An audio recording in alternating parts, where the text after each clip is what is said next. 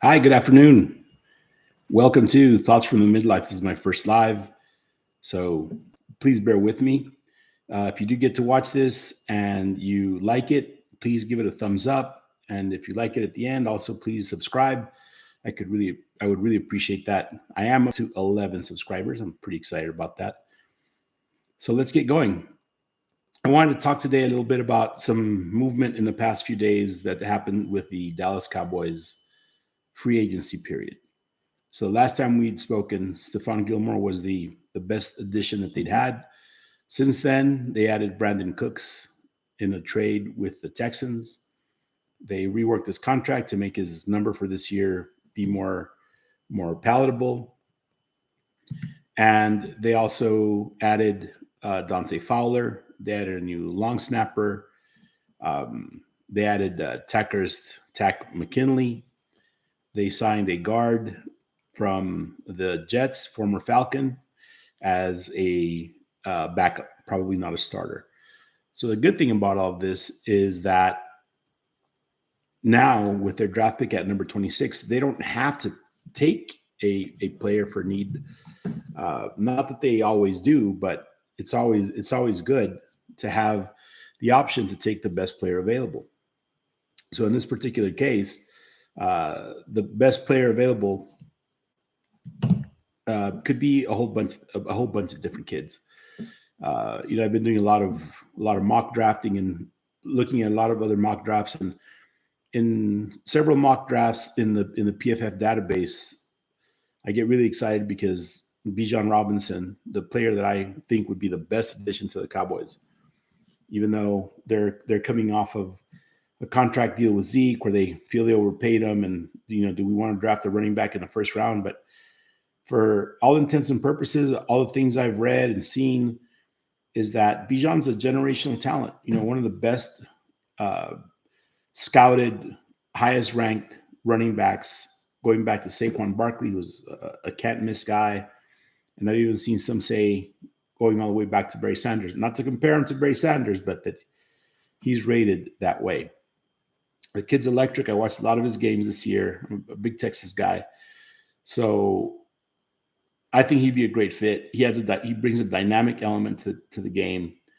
He'd bring a lot of juice to the team, and it puts you in a position where you don't have to sign Tony Pollard long term. You can have a rookie on a rookie contract, first round for 5 years, and see how his health holds up. Because right now, as it looks, tagging Tony Pollard with uh, a $10 million tag is looking like the Cowboys overpaid. Because you look at some of these other guys, and they're getting paid six million, thereabouts, 7 million as a stretch. You look at a guy like Austin Eckler from the Chargers.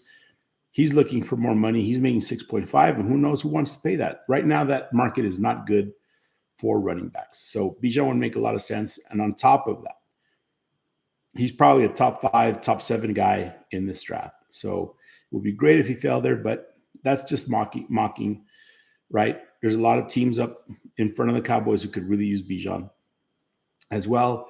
If not one of the quarterback needy teams, they probably won't take him, but there are other teams that would. Personally, I hope he doesn't go to the Eagles at number 10. So they've got that 10th pick.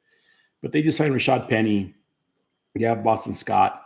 They may not be looking at that. Now, the Cowboys also signed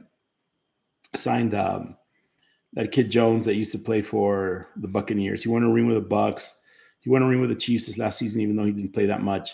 He's a USC guy, Ronald Jones. He's from the Dallas area, from McKinley, so he's still pretty young. Looks like he's got some juice, but he's also a one-year guy, and that way you don't put too much wear and tear on your backs.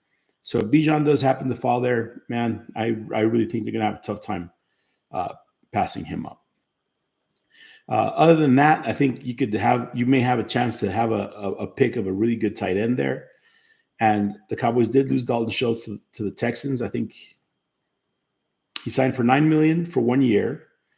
Coming off the tag last year, I think he was getting from between 11 and 12 from the Cowboys on the franchise tag. And maybe he's on a prove it. He's on a 1 year prove it where he's looking to make more money. But there were rumors that the Cowboys had offered him 3 years at $38 million. But then after listening to some of the Cowboy chatter, that seems to be not true. But I think that leaves an opening in the tight end room. I like Jake Ferguson. He looks like he's electric. Kelsey, the kid from Kansas City, said he was keeping an eye on him because he seemed to have a little juice. So he may be a good tight end to look forward to. And you have the other kid who was a free agent, Hendershot, who also showed some promise. And then you have McCown, who's the third guy. But what if you can bring in a big stud like that kid from Georgia? He's 6'7", 260. He blocks like a guard. He looks like he's lumbering, but he's such a big guy. He's really moving. He's got good hands. He had a really good combine. You've got that kid Kincaid from Utah. You've got Musgrave from Oregon State, whose brother plays for the Cardinals. You have that kid Schoonmaker from Michigan, Laporta from Iowa. All of these kids could be good fits, but only a couple of them are first rounders.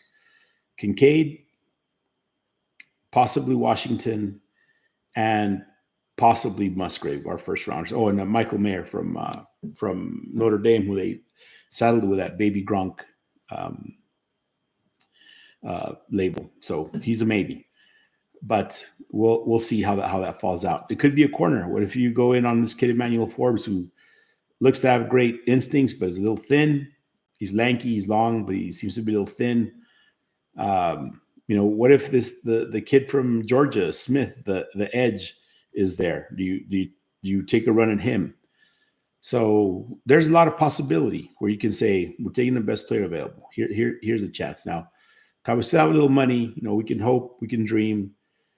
I do think they need some added depth at linebacker. A veteran like Bobby Wagner would be great, but he may be too rich for us, and he may want to go home and play in Seattle to close out his career. But there's always the attraction from Dan Quinn, having been his coach for some time. Also, it seems like Jonathan Hankins, the defensive tackle that they traded for from the Raiders last year for a sixth, seems to be dragging his feet on signing, either because he doesn't want to go to workouts and stuff like that. But it would be really good to get a big body like that back in. And the name that's been bandied around is A'Shawn, the A-Train Robinson, formerly of the Rams from Alabama. This kid he's just a big old monster, and he would be a great addition. So if they were to add those guys, I think there would be a really good thing for the team to really solidify the team in every possible way. Bring a little bit more veteran talent, not be such a young squad, and help those guys that have won rings like Gilmore and Jones. And if A'Shawn were to come on board, he won a ring with the Rams. Wagner won a ring with the Seahawks.